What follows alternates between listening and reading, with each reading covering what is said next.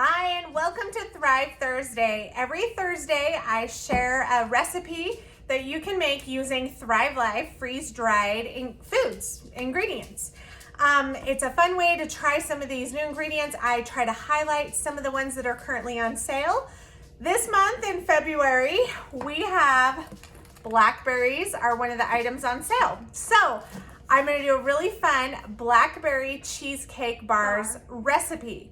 So I'm gonna have some helpers here, and we'll turn the camera down so you can see how easy it is to make. Super fun. You can use freeze-dried foods in your everyday cooking, like for recipes like this. And bonus, it makes great food storage because it has a long shelf life. As always, you can find the recipes to everything that I make on my YouTube channel at my blog, the what88.com. Those links will be down below, and if you want to purchase some of the Thrive Life ingredients, you can get my website link, will be in the video description as well. And so let's go ahead and get started, and we'll show you how to make this yummy recipe. First, we're going to start with our 2 packages of graham crackers. So the graham crackers I get, they come with about 10 full-size crackers per package. If yours are different, you want about 20 graham crackers total. And this is, keep in mind, I'm making a large casserole dish size I have a larger family. So, and we usually share with neighbors and stuff too. So if you want, this recipe is fairly easy to half. You can half everything and make a smaller, an 8x8 pan instead of this big one. So this is like a 9x13.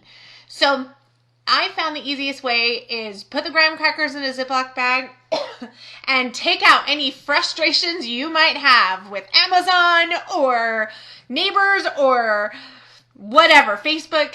Take it out. So use a rolling pin. You can also use a glass jar or something if you don't have a rolling pin, but you just pretty much roll it up and crush up those graham crackers. You can even do these in like a food processor if you prefer. I kind of like using the rolling pin, get some frustrations out. So in our pan, I'm going to add our butter. So for this recipe, it's 2 cubes, which is equivalent to 1 cup of butter. You have it melted, and then just make sure you spread it around the pan so that it gets nice and coated and even along the pan. And then, excuse me, just sprinkle your graham cracker crumbs now along the top of the butter. So this is going to be our crust for the cheesecake bars. So you just want to kind of even coat it. We're not going to bake this before doing the cheesecake bars or anything. So it's not like it has to be coated really well in butter. We just want to make sure it's topped on even. Give it a little shake and set it aside, and it's ready to have the cheesecake on top of it. So we'll put that aside for now while we work on our cheesecake filling.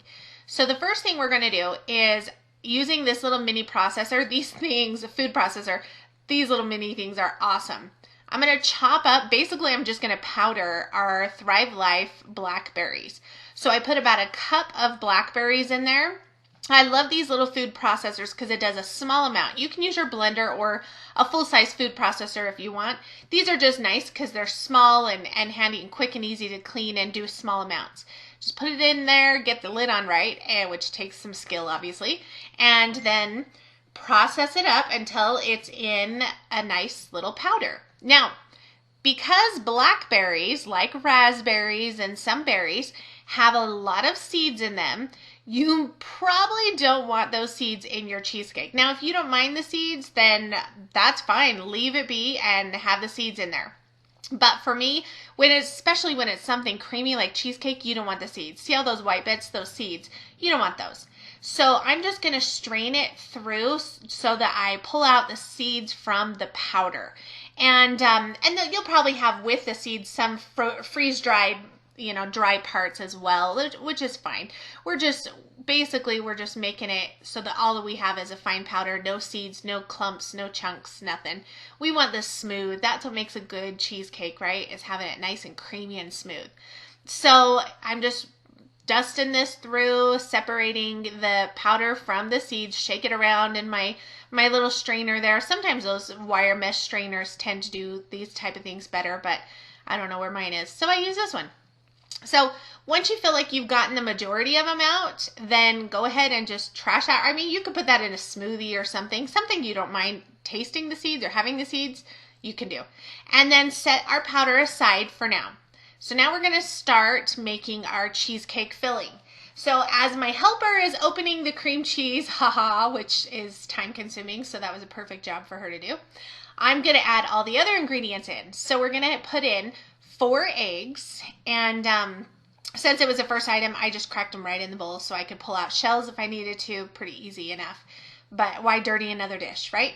So we got our 4 eggs in there, and now I'm gonna add about 2/3 of a cup of sour cream. And I have it with my sour cream, it was separated a little bit, which is fine. Get a little bit of the liquid, that's fine, it's not gonna hurt anything. So we'll add our sour cream in there while Addie is still working on the cream cheese. That cream cheese, especially when your hands get wet or anything, it can get kind of tricky to open those cream cheese little tin foil, or not, they're not tin foil, what are they? The foil packets, whatever, that holds the cream cheese. So that was really the perfect job to give her to do, because kept her busy while I did everything else. So next I'm going to add 2 teaspoons of vanilla. And you'll notice some of these measurements are going to be super easy to cut in half. And so doing your small 8x8 pan, that if you only have a couple of you, this is a real easy recipe to make smaller batches. 2 tablespoons of lime juice. You can use lemon juice if you prefer, but I kind of, something with lime and blackberries, it sounded really good to me, so I use lime juice. And then we have our cornstarch, and you want to add about 3 big tablespoons of cornstarch.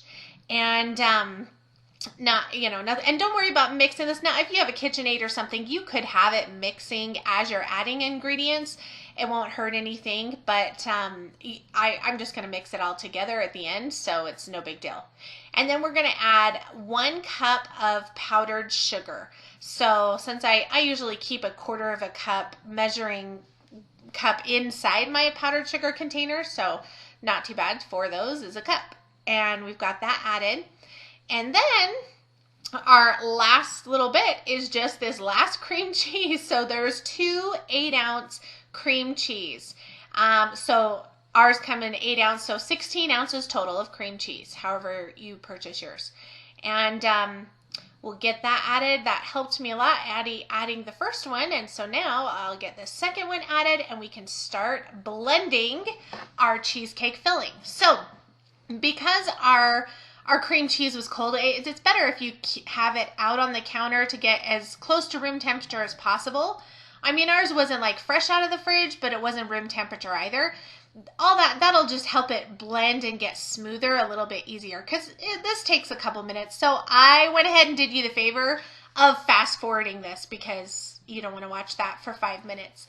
But that's probably about what it took, was about 5 minutes, just blending it. And it's still, even after mixing it, it still had some small little lumps and stuff, the cream cheese bits, and that's okay. Those will smooth out when it cooks. It's fine. You just don't want any big chunks of cream cheese in there. Then get your spatula. I just like to wipe down the sides, make sure we get everything well incorporated. And you can see this is a really runny batter, right? This cheesecake batter is really runny. We're going to add some of the cheesecake batter to our blackberries, our powdered blackberries. So essentially what we're going to have here is a blackberry flavored cheesecake and a regular flavored cheesecake, or plain or vanilla, whatever you want to call it. And so I'm just adding, now this cheesecake flavor is going to help kind of rehydrate those powdered freeze-dried blackberries, but it also is going to make that cheesecake blackberry flavored. So mix those together, and then just add a little bit more if you think, and your amount of the blackberries might vary depending on how long you process them in the food processor and how much you strain out through the seeds and all that. So just eyeball it. You just want it'll be thicker than the normal cheesecake, but you don't want it too thick. And you'll see why here in just a second. So you want it thin enough that you can spread, but you don't need it as thin as the regular cheesecake. So on top of our graham cracker crust, we're just going to add the cheesecake filling right there. Just dump it all out, get every last bit of goodness out of that bowl, and spread it. Make sure it covers the graham crackers really well. And now, if you were doing regular cheesecake bar, this is it, pop in the oven. But we're doing blackberry cheesecake. So we're going to take our blackberry cheesecake mixture and just make small little dollops of it along the top of the cheesecake. So spoon in, and you don't want too big of dollops. I try to keep them small, but yeah, sometimes it happens and you get some big ones, and that's okay. It's not the end of the world. Just try to keep them as small as possible. And you want to just spread them all over the cheesecake like so. Now, to get the pretty swirl, we're going to use a butter knife and crisscross back and forth. Don't go all the way to the bottom, because remember, the bottom has a graham cracker crust. You don't want to disturb that graham cracker crust. You just want to mix the two cheesecakes. So I go horizontally one pass, and then now I'm going vertically. And what we're doing is we're just kind of breaking up that blackberry cheesecake chunks the dollops that we dropped in by the spoonful, and we're just kind of making a swirl. So after I go horizontal and then vertical, I'll kind of swirl some circles around the edges, because usually the edges don't get as incorporated doing it that way. So just do a couple little swirls. Make sure you don't want to necessarily blend them together. You want them to be swirled, right? You want them to look pretty. So anywhere there's big sections of white or this beautiful purple, isn't that blackberry? It just makes such a beautiful color. Anywhere there's big sections of that, you just want to mix it together a little bit with your knife. Now comes the blackberries for the topping. Again, this is optional. You don't have to do this, but it does add a fun little texture and look to these cheesecake bars. Because these are freeze-dried, get a little bowl of water. This is just cold water. And we're just going to dip one of our freeze-dried blackberries in and put it on the cheesecake. So you don't want, and be careful, I almost put my wet hand in the can of blackberries and caught myself, so I hurried and pulled some out with the other hand and just would do a handful at a time. But you just want to dip these blackberries in the water long enough for them to get moist, but not to rehydrate, because they will rehydrate in the cheesecake. But if we put them on dry with the cheesecake, what would happen is the bottom part of the blackberry would get rehydrated and be soft in the cheesecake, and the top would get dry out and maybe even burn as the cheesecake cooks. So we're just adding enough water that it can partially rehydrate, and it'll have some moisture in there, and then it'll rehydrate with the steam of the blackberry cheesecake. A little bit of a trick, but it works amazing. So if you're ever doing something like this, you need the freeze-dried fruit on top. Try this technique. It's super quick and easy, simple. Like I said, don't soak them in the water, and blackberries especially, they'll fall apart if you get them too rehydrated, and then you can't handle them and they won't keep their shape and look pretty. So at this point, we're going to pop it in the oven for 30 minutes at 285 degrees. And there you go. And there we go. Ta-da!